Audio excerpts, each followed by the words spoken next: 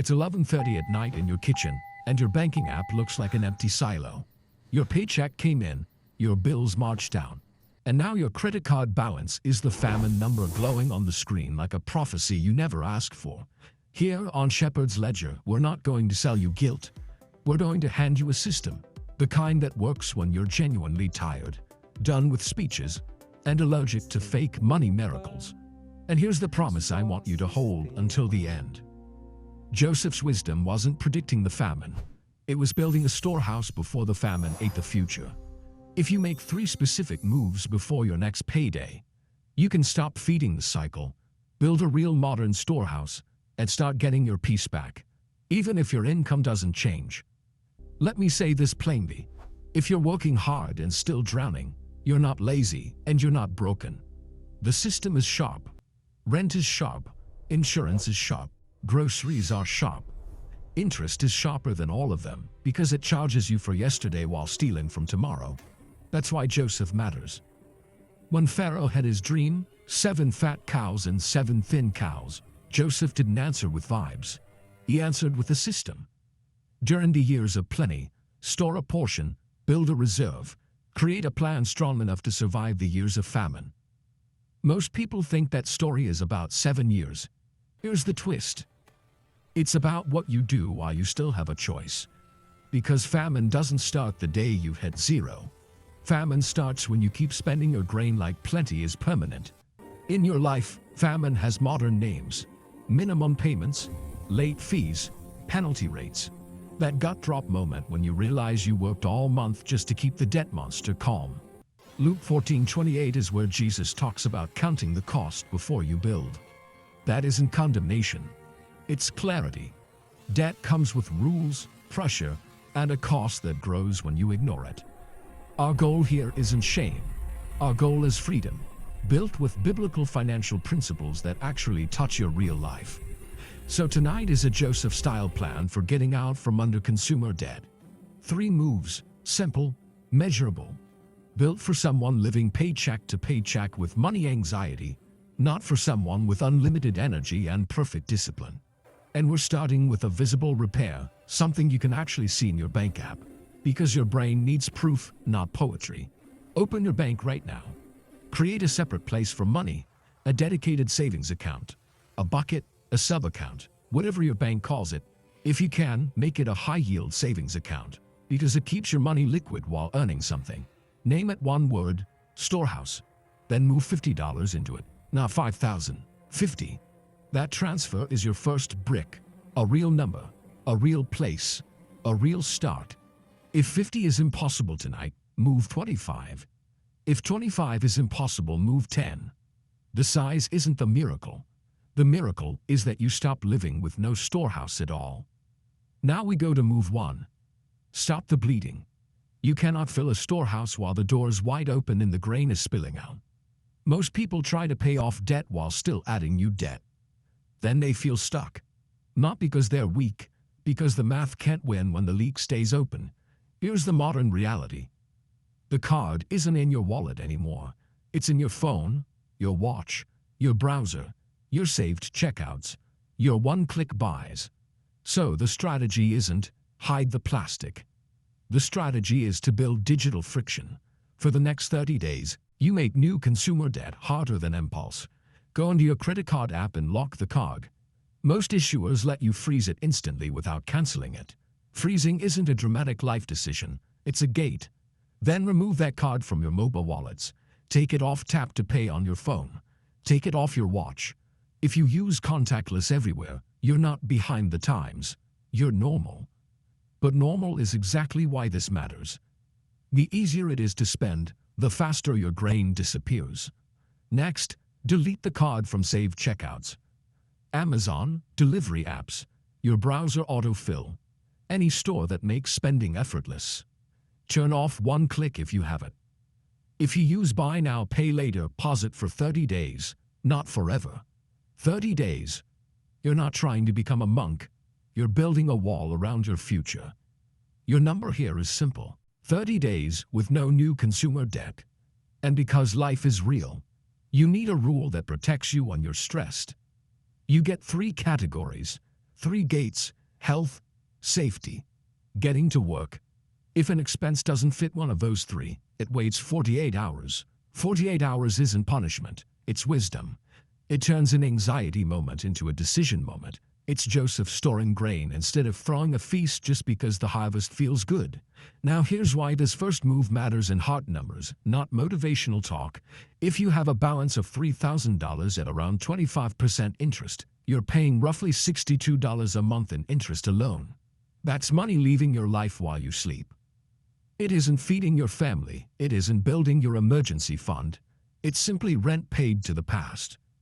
When you stop creating new debt, your payments finally start doing what you think they're doing. Move 2. Build a map. Joseph counted grain. You need to count money, not because you're obsessed, because you can't manage what you refuse to measure. Set a timer for 20 minutes tomorrow. One sheet of paper or your notes app. Write down every debt with 4 things: the balance, the minimum payment, the due date, and the interest rate if you can find it.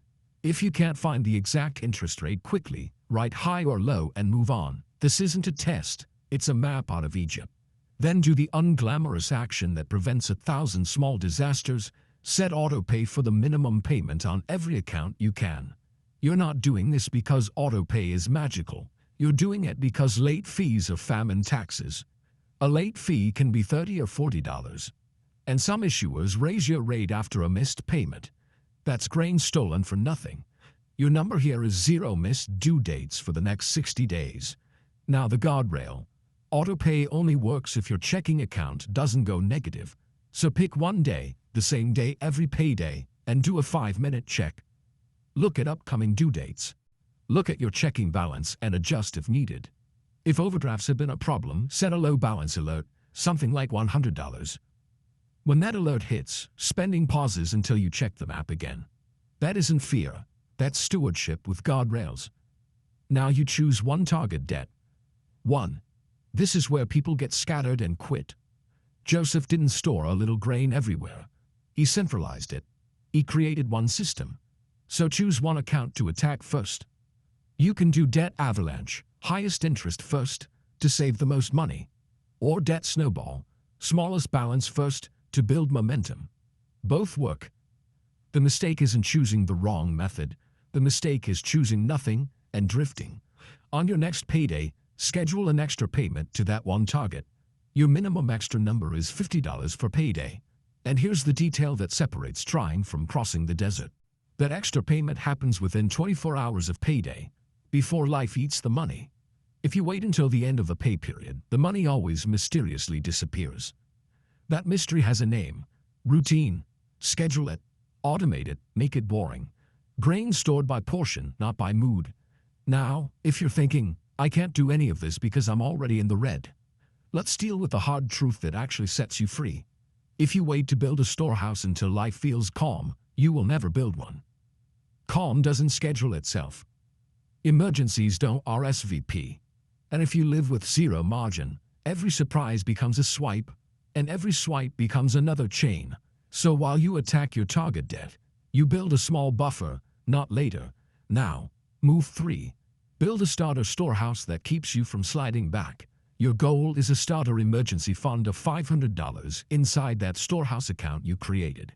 $500 won't solve everything, but it can keep one small problem from becoming a new balance on a card. Your number is $25 for payday into the storehouse until it reaches $500. If 25 is too much, start with 10. But start. And here's the guardrail: keep it separate. Don't attach a debit card to it if you can avoid it. Don't make it effortless to spend. Money that sits in the same place as your spending money gets treated like spending money. Money that's separated gets respected. Now the honest question: where do the 50 and the 25 come from if you're already stretched? Here's the Joseph answer.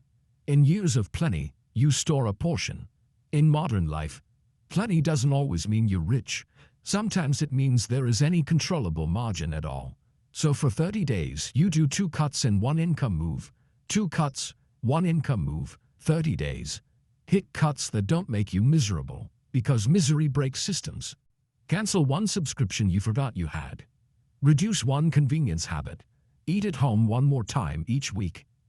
Your goal is to free up roughly $50 a month without turning your life into punishment. Then one income move, not a fantasy, not a new identity. One realistic action. 2 hours of overtime if your job offers it.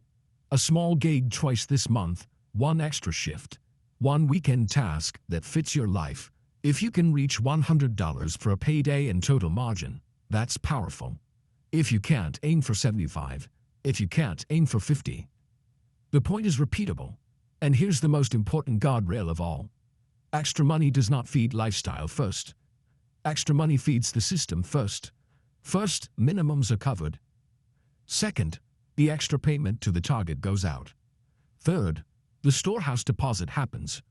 Only after that do you decide what's left. Otherwise, you didn't build a storehouse. You built a faster treadmill. Now let's close the promise and turn this into a simple plan you can execute before your next payday. 1. For 30 days, you stop the bleeding with digital friction. Freeze the card in the issuer app. Remove it from tap to pay. Delete it from save checkouts. Turn off one click. Pause buy now, pay later. Then use the 3-gate rule: health, safety, getting to work. Everything else waits 48 hours. 2. You build the map in 20 minutes. You set autopay for minimums. You aim for 0 missed due dates for 60 days. You choose one target: debt, snowball, or avalanche. And you schedule an extra $50 for payday within 24 hours of payday. 3. You build your starter storehouse. You create a separate account called Storehouse, and you grow it to $500 by depositing at least $25 for payday. That's your visible repair, a real place, a real number, real momentum. That is Joseph's plan translated into modern Christian finance. Store a portion, build gates, centralize the system, cross the famine season without losing your mind. This does not constitute financial advice. Do your own research and consider speaking with an independent professional for personalized guidance. What I'm offering you isn't a promise of quick wealth. It's discipline and direction. Financial stewardship that respects both faith and reality. Now I want to hear from you because this channel is a boat, not a stage. Which part is hardest right now? Building the digital friction for 30 days, making the map, or finding the extra 50 per payday to attack one target? Tell me in the comments. Someone else is staring at that same famine number tonight, and your honesty might be the first light they see. If this helped you breathe, subscribe to Shepherd's Ledger, turn on notifications, and send this to one person you care about who's drowning in debt and silence. When you win, we win. That's the whole point of being here. In the next video, we're going to take the next Joseph move. What to do when the lender feels like Pharaoh. How to negotiate your interest rate and your payment without panic, without shame, and without needing to be a financial expert to be free.